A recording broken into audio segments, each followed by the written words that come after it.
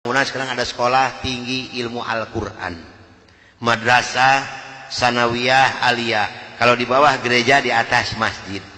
Di atas gereja, di bawah masjid di Kuningan ini Pak. Perkembangannya sudah bagus.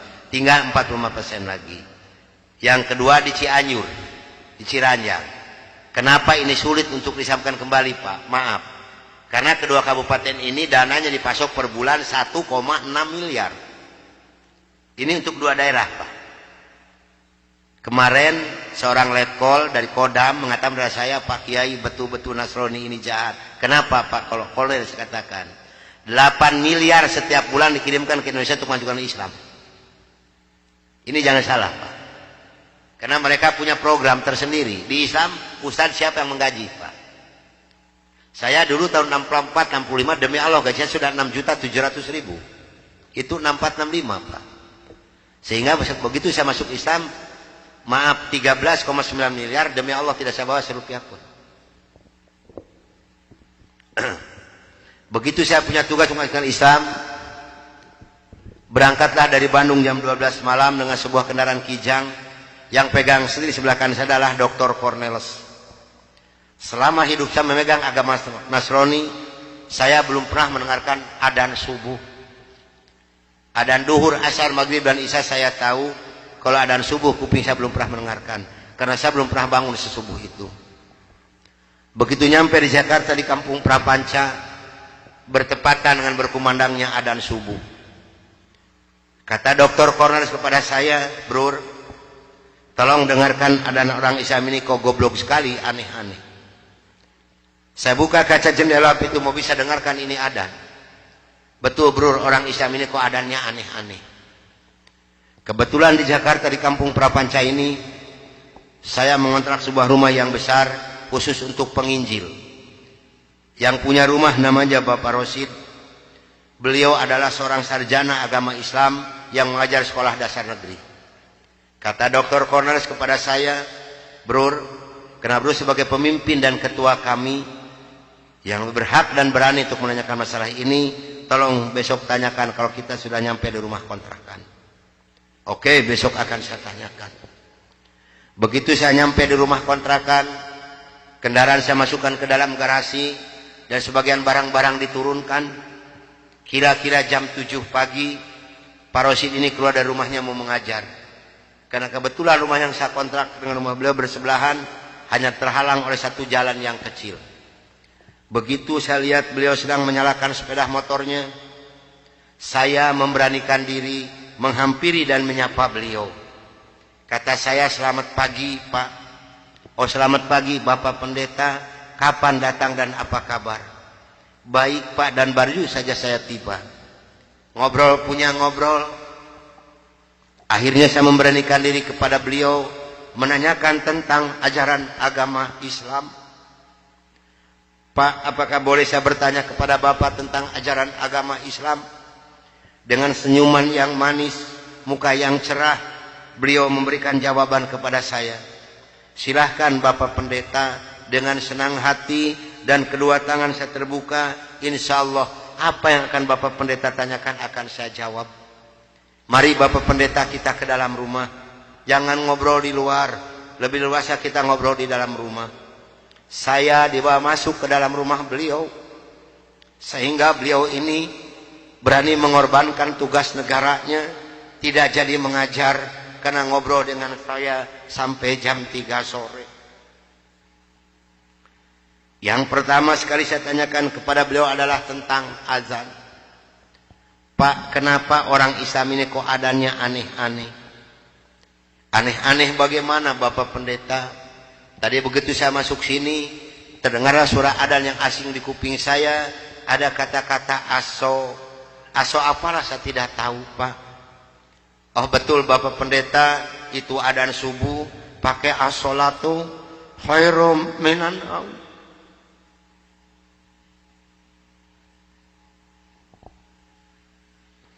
Apa artinya Pak? Beliau memberikan jawaban kepada saya, lebih baik sholat daripada. Bukan semakin tertarik kepada Islam, tidak, tapi saya semakin membenci. Kenapa? Karena iri di dalam hati saya. Kenapa orang Islam ini berani meninggalkan tidurnya untuk melaksanakan ibadat kepada Tuhannya dengan kata-kata yang ada di adzan ini? Maka timbullah kata-kata yang keluar dari mulut saya yang sangat dan sangat menyakitkan Bapak Rosi dan umat Islam yang lainnya. Kata saya, kalau begini orang Islam ini lebih goblok lagi, kapan molornya kalau sholat melulu? Dulu sebelum saya mengenal kepada Islam, banyak sekali yang beliau terangkan kepada saya tentang ajaran agama Islam, dan akhirnya beliau memberikan satu Al-Quran dengan terjemah produksi Departemen Agama.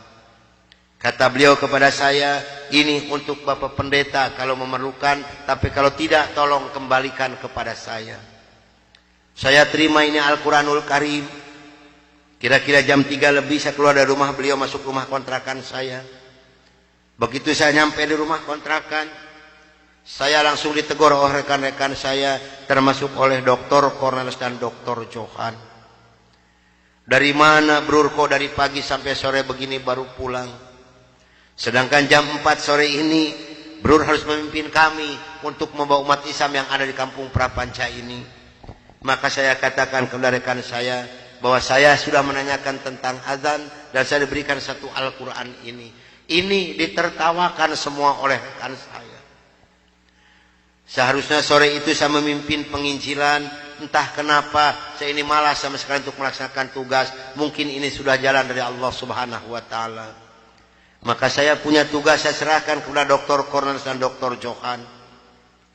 Brur, tolong pimpin misi kita ini, tolong pimpin penginjilan kita ini, bawa umat Islam sebanyak-banyak yang ada di kampung Prapanca ini, dan ini dananya 16 juta, tolong bagikan kepada mereka. Pakaian, beras, indomie, susu, gula pasir, dan kebutuhan hidup sehari-hari yang sudah tersedia di dalam kendaraan, silahkan Brur bagikan, harus tepat pada sasaran. Berangkatlah rekan saya 14 ini menjajakan agama door to door dengan bermodalkan uang 16 juta, pakaian dan kebutuhan hidup sehari-hari.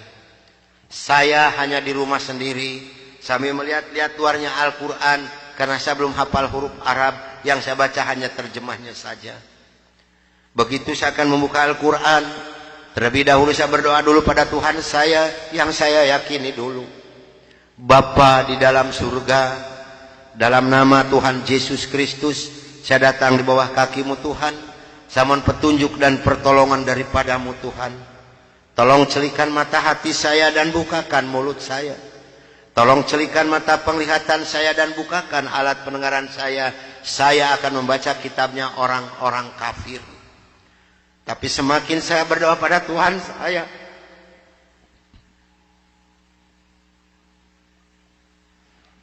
semakin terbukalah dalam Al-Quran ini. Ini suatu keanehan yang nyata di dalam kehidupan saya. Karena saya bingung membuka Al-Quran ini dari mana pertamanya. Begitu saya membuka Al-Quran langsung surat Ali Imran. Di dalam surat Ali Imran ini timbul kembali keanehan yang kedua di dalam benak saya. Kenapa dalam surat Ali Imran ini kok hanya 2 ayat yang diberi tanda merah, yang lain tidak ada? Yaitu Ali Imran 85 dan 102. Ini kalau ibu dan bapak percaya pada iman saya, selama 3 bulan kurang lebih saya tidak pernah merasakan tidur. Hanya membolak-balik membaca arti daripada 2 ayat ini saja. Disitulah taufik dan hidayah masuk pada diri saya. Bergemetarlah seluruh tubuh saya ini, bergejolaklah di dalam dada saya ini. Bahkan dalam hati kecil saya mengatakan, hanya Islamlah yang benar, hanya Islam yang dapat menyelamatkan umat manusia. Maka saya harus berani mengatakan kepada rekan saya, apapun yang akan terjadi, saya siap untuk menerima risikonya. Atas bimbingan dan pelajaran dari Bapak Rosid, atas petunjuk dan petuah dari Bapak Rosid, saya memberanikan diri menghampiri rekan saya 14 yang sedang mengadakan kebaktian doa. Saya katakan kepada rekan saya bahwa mulai hari ini, jam ini, menit ini, saya akan mengundurkan diri dari penginjilan. Saya akan menyerahkan sebagai ketua misionaris pada Anda semua. Karena saya hari ini akan mencari agama yang baru, itu agama Islam. Karena hanya Islam yang benar, hanya Islam yang dapat menyelamatkan umat manusia. Agama yang kita pegang sama-sama tidak bisa menyelamatkan kita semua.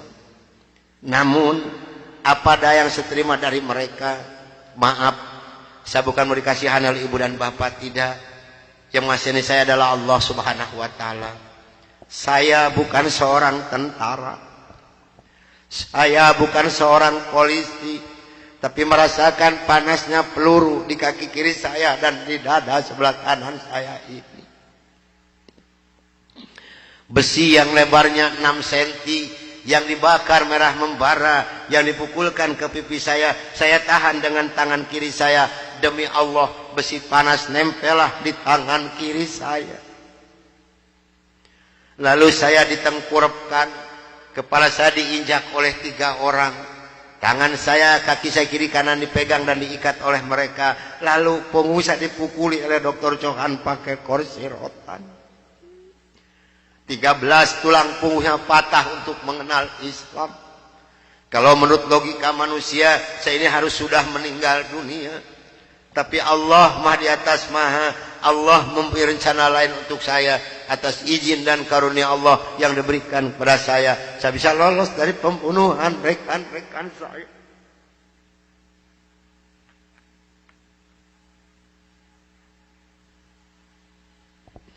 Sambil merasakan panasnya di kaki kiri saya dan di dada sebelah kanan saya. Pedihnya di tangan saya. Ngilunya di punggung saya. Saya loncat keluar dari rumah sambil berteriak mengucapkan La ilaha illallah Muhammadur Rasulullah. Padahal ini asing di mulut saya. Belum pernah ada seorang pun yang mengajarkan kalimat thayyibah di dalam mulut saya ini. Belum pernah sekalipun saya belajar kalimat thayyibah di dalam mulut saya ini. Ini maunah yang pertama Allah berikan melalui mulut saya. Dan alhamdulillah saya mendapatkan pertolongan di seorang cim-cim yang beragama Buddha. Saya dibawa masuk ke dalam rumah beliau. Lalu baju saya digunting karena jadi satu dengan kulit. Lalu yang bekas luka besi panas saya dikocorotin pakai kecap oleh beliau. Kaki saya ditahan pakai kayu bekas pegangan sapu, diikat pakai benang rapia. Punggung saya diikat pakai samping. Lantas saya dibawa beliau ke rumah sakit Fatmawati. Selama 3 bulan 27 hari saya berbaring di dalam rumah sakit, merasakan hancurnya tubuh saya ini, pengen mengenal Islam. Dan alhamdulillah setelah Allah memberikan kesembuhan kepada saya, beliau pula lah yang membiayai saya. Sehingga saya kembali memohon pertolongan kepada Cim ini. Cim, tolong saya, bawa saya kemana saya harus pergi, karena saya pengen memeluk agama Islam. Dan alhamdulillah saya dibawa oleh beliau ke Cipete, ke Bapak Kiai Haji Dr. Idam Khalid, saksi yang masih hidup, yang membina kesama yang pertama adalah Bapak Hamjahas. Maka kata beliau kepada saya, kalau Anda pengen masuk Islam yang kafah dan istiqomah, Anda jangan dulu mengenal Al-Quran, Anda jangan dulu mengenal sholat, tapi Anda harus dulu mengenal isi daripada 2 kalimat syahadat yang barusan Anda ucapkan. Alhamdulillah selama 3 bulan kurang lebih saya dibina oleh beliau untuk mengartikan isi daripada 2 kalimat syahadat. Barulah saya marifatullah. Disinilah nikmatnya iman dan nikmatnya ibadah yang saya rasakan sampai detik ini. Lalu saya suruh pulang dulu oleh beliau, karena saya masih mempunyai keluarga, itu anak dan istri. Ternyata keluarga saya telah mendapatkan laporan dari rekan 14 dan dari Dewan Gereja Indonesia bahwa saya telah murtad masuk agama Islam.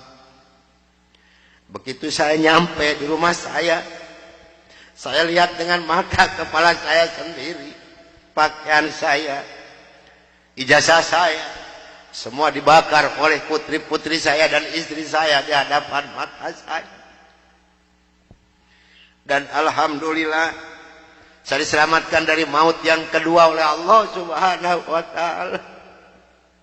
Begitu putri-putri saya menyiramkan minyak kelapa panas ke muka saya masih diselamatkan oleh Allah. Minyak kelapanya tumpah di punggung saya.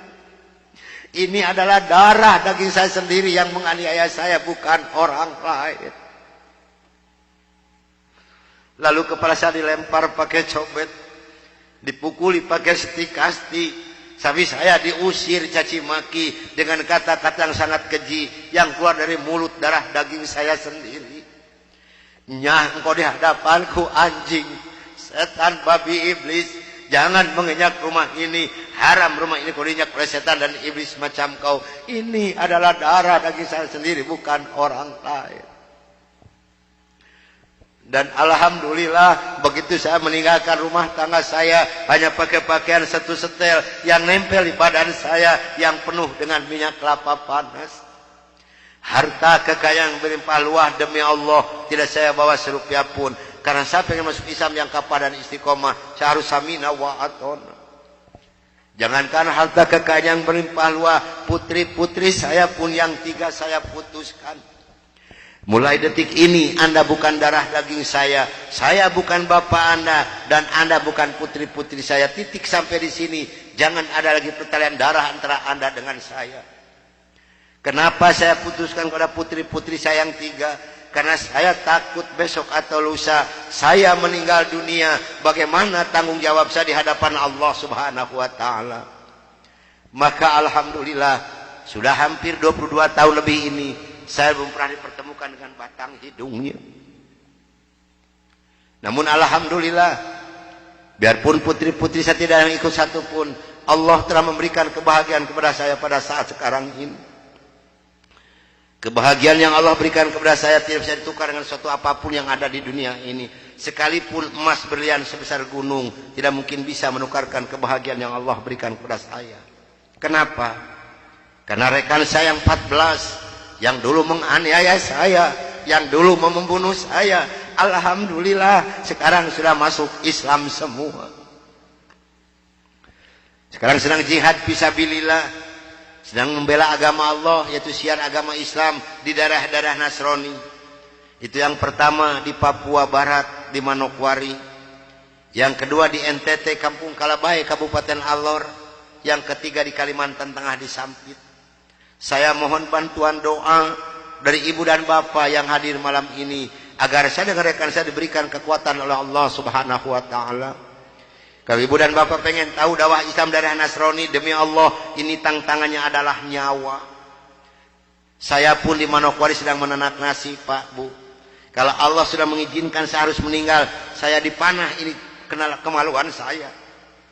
Allah belum menghendaki saya untuk meninggal, hanya 3 cm jaraknya di panah.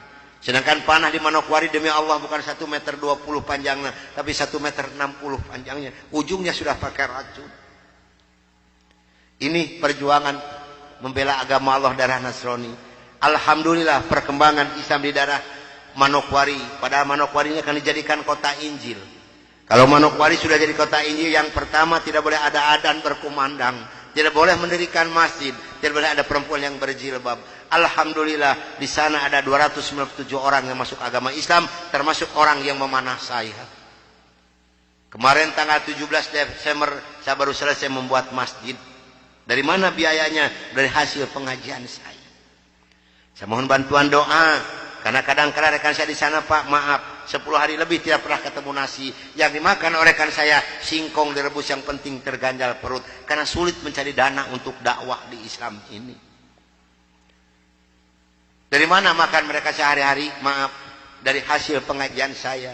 Karena mereka lepas dari gereja tidak ada santunan apapun. Siapa yang harus bertanggung jawab? Kita-kita inilah sebagai umat muslim. Di Kalimantan Tengah ada 192 orang. Di sana, Pak, demi Allah tidak ada masjid satupun. Gereja ada 9. Paling banyak isi gereja 15 orang. Kalau saya mengadakan sholat berjamaah di Kalimantan ini, pakai kompas di luar, di lapangan, di atas disiram oleh mereka. Saya hanya bisa berdoa, ya Allah berikan taufik dan hidayah bagi mereka, karena mereka tidak tahu kedatangan saya ini mau apa. Alhamdulillah 4 hari kemudian 8 orang yang masuk agama Islam, maka berjumlah 192 orang yang ibu dan nenek yang kupingnya pada panjang-panjang. Saya mohon bantuan doa, karena saya sedang membebaskan tanah untuk pembangunan masjid. Mudah-mudahan Allah memberikan jalan untuk saya untuk melunasi tanah di sana, untuk pembangunan masjid di sana.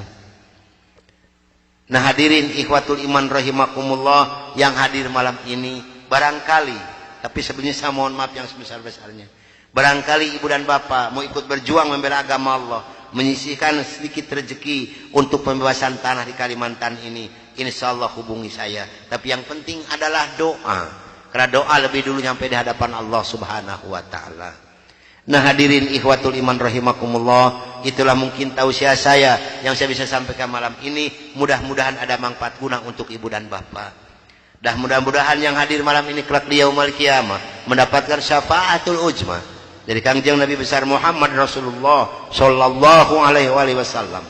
Dan mudah-mudahan kita dipertemukan Allah bukan hanya sampai di sini saja, tapi sampai yaumul jaza kita dipertemukan kembali oleh Allah subhanahu wa ta'ala. Akhirul kalam wabillahi taufiq wal hidayah. Wassalamualaikum warahmatullahi wabarakatuh.